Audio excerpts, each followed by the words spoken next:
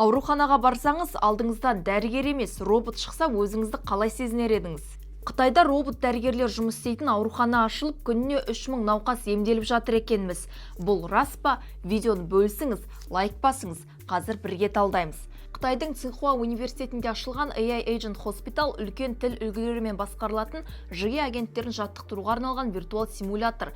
Қазір пилоттық сынақтан өтіп жатқан жоба аясында жасанды интеллект университет жанындағы клиникалардың жұмысына енгізілуде. Олар дәрігерлерге көмекші құрал ретінде пайдаланылады. Бірақ роботтар науқастарды емдейді, әрі аурухана күніне 3000 науқасты қарайды деген ақпарат жоқ.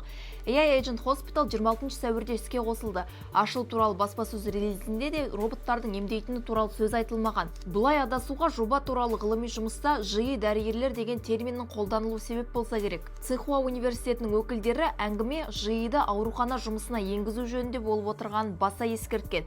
Өйткені бұл дәрігерлерге диагностика жасауға және денсаулық сақтау ісінің тиімділігін арттыруға көмектеседі.